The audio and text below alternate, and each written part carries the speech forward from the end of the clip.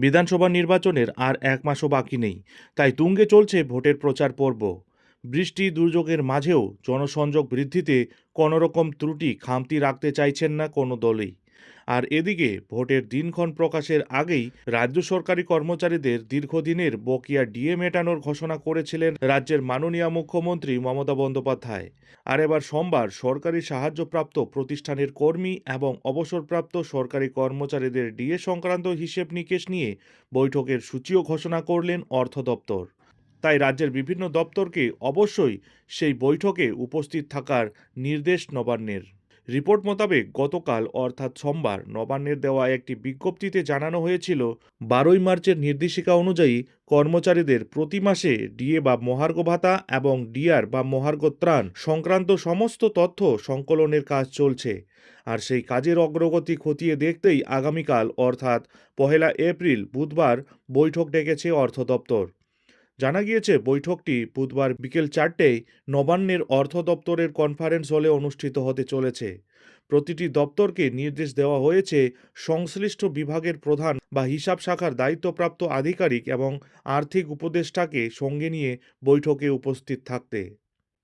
সূত্রের খবর, নবান্নের এক আধিকারিক জানিয়েছেন, এই বৈঠকে উপস্থিত থাকার জন্য উচ্চশিক্ষা দপ্তর, স্কুল শিক্ষা দপ্তর, জনশিক্ষা সম্প্রসারণ ও গ্রন্থাগার পরিষেবা দপ্তর, পুর ও নগরায়ণ দপ্তর, সংখ্যালঘু বিষয়ক ও মাদ্রাসা শিক্ষা দপ্তর, পরিবহন দপ্তর এবং পঞ্চায়েত ও গ্রামীণ উন্নয়ন দপ্তরের শীর্ষ আধিকারিকদের নির্দেশ দেওয়া হয়েছে। জানা যাচ্ছে, এই গুরুত্বপূর্ণ বৈঠকে সভাপতিত্ব করবেন অর্থ দপ্তরের অতিরিক্ত মুখ্য সচিব। উল্লেখ্য, আগের নির্দেশিকাগুলিতে সরকারি সাহায্যপ্রাপ্ত প্রতিষ্ঠানের কর্মচারীদের কিভাবে বকেয়া ডিএ মেটানো হবে সেই সম্পর্কে কিছু জানানো হয়নি। তাই আশঙ্কা করা হচ্ছে এই বৈঠকে সেই বিষয় নিয়েই হয়তো আলোচনা হতে পারে। সম্প্রতি সুপ্রিম কোর্টের নির্দেশে রাজ্য সরকারি কর্মচারীদের বকেয়া ডিএ বা মহার্ঘ ভাতা দেওয়ার কাজ শুরু করেছে নবান্ন। শীর্ষ আদালত চলতি বছর মার্চ এবং আগামী সেপ্টেম্বর মাসে ডিএ মিটিয়ে দেওয়ার সময়সীমা বেঁধেও দিয়েছে রাজ্য সরকারকে। তাই প্রশাসনিক মহলের মতে দীর্ঘদিনের ডিএ বকেয়া ইস্যুতে তথ্য সংগ্রহ এবং পরবর্তী সিদ্ধান্ত গ্রহণের ক্ষেত্রে এই বৈঠক অত্যন্ত তাৎপর্যপূর্ণ হতে চলেছে। দীর্ঘ আইনি লড়াইয়ের পর মুখ্যমন্ত্রীর এই ঘোষণাকে নিজেদের জয় হিসেবেই দেখছিল সরকারি কর্মচারী সংগঠনগুলি। সকলের আশা, এবার বকেয়া ডিএ এবং ডিআর হাতে মিলতে চলেছে। পশ্চিমবঙ্গ রাজ্য সরকারি কর্মচারীদের সংগঠন সংগ্রামী যৌথ মঞ্চের আহ্বায়ক ভাস্কর ঘোষ জানিয়েছেন, রাজ্য সরকারি কর্মচারীদের বকেয়া ডিএ হিসাবে যে পরিমাণ অর্থ দেওয়া হয়েছে তা নাকি সব জায়গায় সমানভাবে দেওয়া হচ্ছে না। কোথাও অর্ধেক, কোথাও আবার অর্ধেকের কম। তাই তারা আবার বিষয়টি আদালতে জানাবেন বলেও জানিয়েছেন। আগামী 15 এপ্রিল দেশের সর্বোচ্চ আদালত সুপ্রিম কোর্টে ফের ডিএ মামলার শুনানি হওয়ার কথা রয়েছে। জানা গিয়েছে, সেই মামলায় নাকি মামলাকারীদের তরফে এই বিষয়টিও তুলে ধরা হবে।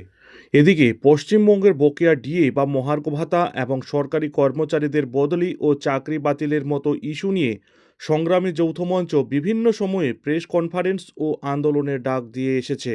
সে মতোই আজ শহীদ মিনারের পাদদেশে অবস্থিত সংগ্রামী যৌথ মঞ্চে রাজ্য সরকারকে কোণঠাসা করতে সাংবাদিক সম্মেলন ও আন্দোলনের প্রস্তুতি নেওয়া হলো। রাজ্য সরকারকে চাপে ফেলতেই নেওয়া হলো মারাত্মক ভয়ঙ্কর পদক্ষেপ, যে পদক্ষেপে মমতা সরকারের অস্বস্তি বেড়ে যাবে।